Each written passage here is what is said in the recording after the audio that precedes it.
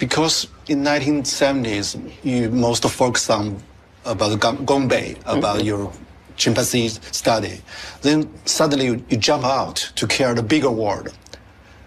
That was in 1986. Yeah. So what happened? What happened was that the big book that I wrote, The Chimpanzees of Gombe, which took about 2 years to write, and it was all the first 20 years research. And then one of my friends in America, who was head of the Chicago Academy of Science, he said, we should celebrate this with a conference. So he wanted a conference about the great apes, and including paleontology. I went to the conference. So I went as a scientist, really thinking I'd probably spend the rest of my life at Gombe, and left as an activist. It just like that. And at that conference, we had a session on conservation, and it was shocking seeing, everywhere where people were studying chimps, the numbers were going down, and the forests were being destroyed. But I didn't quite know what to do. So got some money, visited the chimp sites, realized what was happening, why they were decreasing in number, but learned about the problems faced by the African people. Learned why. People say, was it a tough decision? It wasn't a decision, it's something that happened. So during the transition, what's the biggest obstacle you have to overcome? Well, for me, the most important was alleviating poverty, so that the people found ways of making a living without destroying their environment. And they realized then that saving the environment wasn't just for wildlife, but for their own future. Reaching the tipping point in 5 years. That doesn't mean it's all over in 5 years. It means it will be very, very hard to slow down climate change if we don't take action now. I'm getting older, there's less time and so much to do. The sense of urgency. When it started, the sense of urgency become more pressing. Oh, I think it's come gradually, don't you? Gradually over the last 10 years, maybe 20. The species disappearing, the climate heating up, the frequency of hurricanes and storms and floods and droughts, the conflict around the world, the civil unrest. I mean, all of it is, and people losing hope. When did you first realize that hope is so important? Way back in late 1980s, when I was meeting young people who said they were depressed or they were angry, and that's because they said we compromised their future and there was nothing they could do about it. So yes, we've compromised their future, but I reckon there was something they could do. And then it all became very clear that if you lose hope, you become apathetic, you give up, you do nothing, and then we're doomed. So for you, for the past 5 decades, the world become better or worse? Worse. On the other hand, awareness has grown up, particularly among young people. They're much more aware of the need to.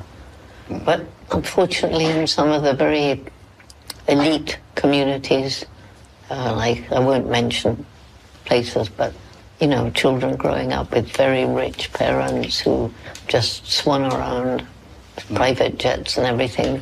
Those children, they don't know. They don't realize the harm that lifestyle is doing to the planet. So getting to them is important. Equally, it's important to get to the very poor, to, somehow give them some hope. So when deal with the politician or business leader, what do you get from them? How do they think about the world? Well, the business leaders, I talk to them quite often. And some of them, without question, are really, really trying to become more sustainable. And my favorite story is a CEO of a big international company. And he said, Jane, I really have been trying for the last 8 years to get my company sustainable in the countries where we get our products, in the supply chain as much as possible. That's difficult. In our offices around the world, and in the way we treat our customers. And he said there were 3 reasons. 1, seeing the writing on the wall. We're using up natural resources in some places faster than nature can replenish them. 2, consumer pressure. People are beginning to ask questions. How was this made? Did it harm the environment? Was it cruel to animals, like factory farming? Is it cheap because of unfair wages? But he said, what tipped the balance for me was my little girl, 10 years old, and she got back from school. She said, Daddy, they're telling me what you're doing is hurting the planet. That's not true, is it, Daddy? Because it's my planet. That wow, did it. Very touching. You see, that's how you have to go. You have to reach the heart. It's no good trying to argue and fight because they're not going to listen, these people. But if you can sneak into the heart. But how do we persuade governments? How do we persuade business? They don't seem to care. Oh, I'll be all right. I'll be dead before it gets too bad. But don't you care about your children? Oh, I hadn't thought about that. Well, it may never happen. You know, I mean, I heard with my own ears, President-elect Donald Trump said, climate change is the biggest hoax in human history. He said that. Yeah. And he's going to be president. And his chief advisor will be Elon Musk. Elon Musk is the only person who's attacked me on social media because when I'm talking about the problems we face, I always say to have unlimited economic development on a planet with finite natural resources and a growing human population doesn't make sense. We've got 8 billion of us roughly on the world today. The 2050 it'll be about 10 billion. What's going to happen? I've never said more than that. And Elon Musk accused me of wishing for human genocide on social media. He's going to be the main advisor to Donald Trump. I mean, what do you do? And then all these political leaders, they all get together and they make their little plans, and it's like I'm reminded in Shakespeare's, we petty men creep under their huge legs and peep about to find ourselves dishonorable graves. And so I just thought, that's exactly what it's like. So many people feel so powerless. Yes. Makes the job of somebody like me very difficult. And still, I must give hope, because if people lose hope now, then of course we can't do anything about it. But in 1930s, 40s, it's more harsher than now, I guess. The World War II. What was I, 10, 11, 12, the end of the war. And the images of the Holocaust came out, the torture. And that made a deep, deep impression. I learned about human evil for the first time. And I began writing poems about it. And I began lying, thinking, how would I withstand torture? If I was being tortured to tell about something, would I be able to withstand it or not? So it was a grim time. So for today's world, what's the biggest threat of evil in today's world? Well, probably what really upsets me in Palestine, in Gaza. I think that's just, I mean, so many children killed, thousands of them, bombed, destroyed. That has to be evil, doesn't it?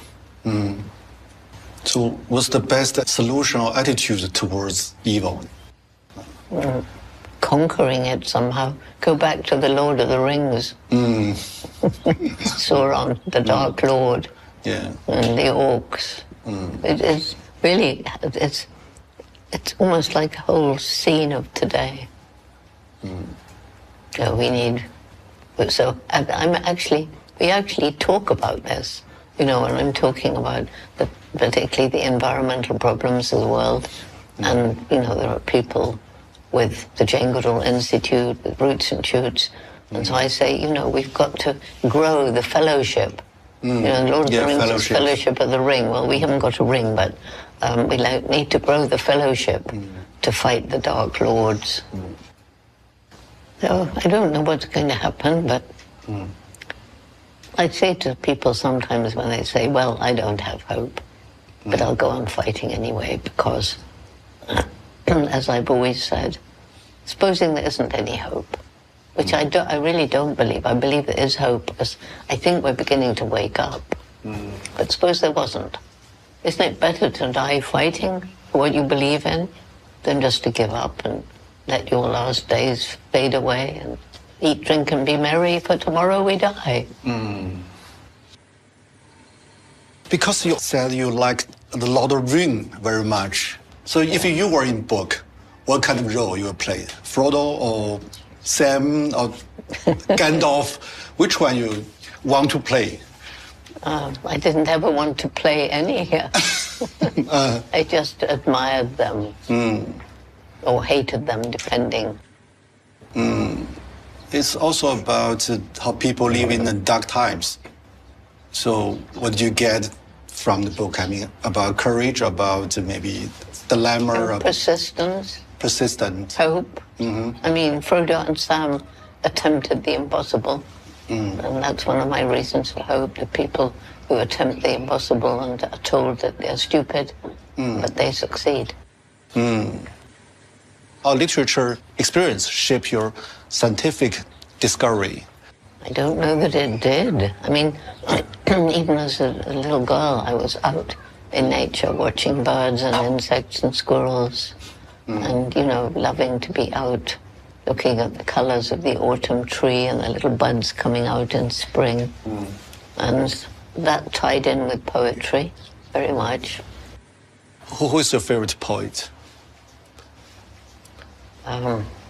Probably Keats. Keats. Yeah. Lots about nature, about the birds, I used to read Shakespeare all the time, and then poetry.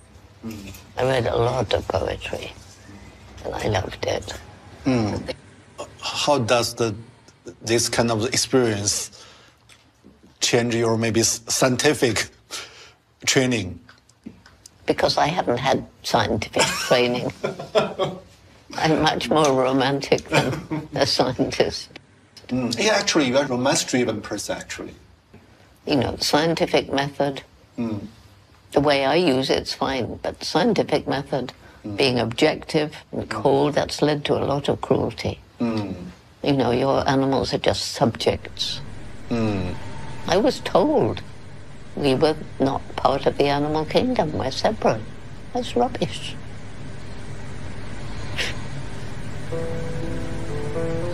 So strong individual power for you, but you need to keep the organization going on. But your personal role is too huge for the organization. Do you worry about it? Maybe one day you left the organization, maybe facing the leadership vacuum, the icon I don't vacuum. think so. There's so many good leaders coming up through the Roots and Shoots program. Some people who lead that program are with us after many, many years. They stay and their values are strong. Those who've been through the program maintain those values of respect, compassion, determination. And, as we began in 91, we've got many adults in decision-making positions now. What's the major regret during the past 90 years? Let's look back. I don't know. Work-wise, I don't think I've got any regrets. Of course, I regret leaving the forest, but the reason why I left the forest wouldn't have gone away, so then I wouldn't be happy in the forest because I know I should be doing what I'm doing now. So, because from your memoir, I think maybe your childhood experience about the Nazism, about the German experience, maybe the major driven force for you to do so much things because you want the equal. Is that the major driving force? It's very unequal. Very unequal, but then you see, straight after the war, my mother gave me that lesson. Go to Germany and find out Nazis and Hitler are not normal Germans. That's the fanatical streak that comes out in us and so many people. And creates violence and war and hatred. It's sort of also part of our human gene. I think it's part of our human genes, and unfortunately, it doesn't take much to... That spirit of I hate seems to be quite easily aroused. And people seem to enjoy being angry and throwing stones. But I don't know if that's true. It just looks that way. So empathy is part of our natural, but also we need to practice more and more. Well, we certainly, I mean, science has tried to crush it. That's led to so much cruelty. And one of the things, before I visited Auschwitz, one of the death camps, I was taken by a German friend who also wanted to visit Auschwitz because he couldn't understand how people, because he lived during the war too, he couldn't understand how people either didn't know or pretended not to know what was going on with these trains of people going to the death camps where he lived. And the thing he showed me that stayed with me forever, it was, I think it was Himmler who was in charge.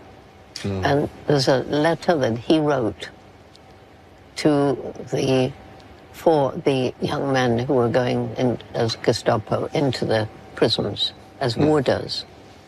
And he said, "It is to be expected that some of you will show empathy for the prisoners. This must be stamped out immediately." Yeah. And they were trained that way. I mean, these young men, the young Nazis, they had a 2-year training. And at the beginning, they were given a dog, a police dog, and told, take this dog everywhere. You've got to strongly bond with the dog. And so they came in for their final exam with the dog, who had become, their best friend in these 2 years. And they were told, shoot your dog. And if they couldn't shoot the dog, they were out. Wow. So that shows you the kind of people who made it into the Gestapo. So cruel. Yeah. Horrible. Horrible. So that's what I call evil. The difference between doing bad things because you're all roused up and angry and you just do it, or cold-bloodedly thinking, oh, we'll train people like this. That's evil. Chimps aren't capable of evil. We are. So for you, what's the connection between human rights and animal rights? Oh, it's much the same. Human rights, animal rights, they may be given rights, but they're violated all the time. But someone will say you are too idealistic. Well, you're very idealistic if you think, as some people do, that if I give animal rights, they'll be safe. That's very idealistic because there's ways around everything. It's not the law. I mean, yes, the law helps, but it's our feeling that matters. So do you agree that someone said maybe some evil is inevitable? No, I don't agree. Why should it be? No.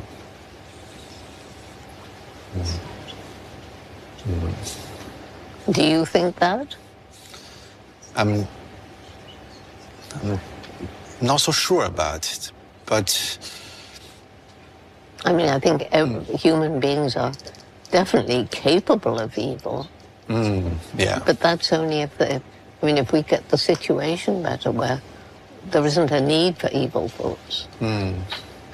I don't know it's inevitable. I think it's most likely because humans are flawed. Unless we get rid of this desire for money and power, then there will always be fighting. And when there's fighting, there will be evil, yes. So what's the solution if more and more people become much more angry? The hatred is spreading around the world. My solution is to get everybody involved in roots and shoots. No, but I'm serious because those people understand that we need peace. I mean, it's so stupid to be fighting over money and territory, and as long as you have enough, why must we always want more? More money, more territory, more land, more power. From your early research, because you found that the chimpanzee can use tool, it make a huge impact on the definition of human being. But now, through so much years, and see the different world, now how do you think about the human being now? What makes us different, special? I think what makes us different is the explosive development of this intellect, which I personally think was at least in part triggered by our sudden, discovery that we could speak with words. So for the first time, we could tell children about things that weren't there. Chimps can't do that. They can demonstrate, they can model, but they can't tell chimpanzees about what happened last year. And so that, along with being able to plan for the future, remember the past, and most important, bring people from different skill sets to discuss a problem and try and find a solution. So I personally think that triggered our development of our intellect. But sometimes, because you talk about a lot of hope, about commitment, but sometimes we choose the wrong direction. Maybe we don't know, but it's the wrong direction. We still so driving us to do it, but it's wrong. What should I do? Well, I can't imagine doing that. So I can't tell you what I do because I cannot imagine charging off in the wrong direction. But I think a lot of people do. Young people do it because they see no other way of making a living. They hate what they do. Some are forced to join the army and they are told to kill and they hate it. And, a lot of young people get misled. And I always tell students, if you think you want to, for example, go out and study something in the field, and halfway through your degree, you find you've made a mistake, don't be afraid to change. Don't get pushed into a life of doing something that you don't really care about. And that happens to a lot of students. On the other hand, there are students, particularly in Asia, especially Japan, and they've read my books. It's my fault. They've read my books, so they want to go in the field, and they're very passionate about it. But their parents and their teachers want them to go into business to make money. And they come to me in Japan crying and saying, I really want to do it, but my parents don't want me to, and my teacher is pushing me. So what shall I do? So I say, well, don't go against your parents now. So do what they want you to do. Do it as well as you can. Try to succeed. In all your free time, you can still help animals and the environment. And then when you get to a certain age, you can drop what you're doing and do what you really want to do. It won't be too late.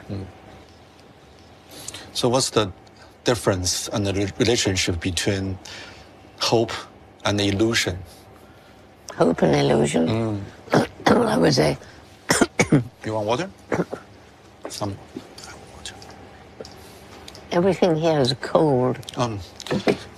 All the maybe liquid. hot water. The coffee was freezing. We get some hot water. Hot water for you. Sorry, I'm sorry. It's okay. Maybe you want some whiskey, if you want. Maybe I do. Maybe it's too hot. All right, make it cooler. It's okay. Okay. Has she got the whiskey? Yeah, we got it here. Oh, you got it? Yeah. We made the whiskey. It's gone. Well, now I've nowhere to put it. 我们再拿一个杯子吧。Can taste this one. You know, the biggest lesson I learned from you is that anytime is whiskey time. I try not, They all know I drink whiskey. They all know I have a naughty sense of humor. So, it's the icon before they meet me. But then in my books, I talk about whiskey, and I don't hide anything. Yeah. I love your playful side. Yeah, Very playful, yeah. actually. You. Even more.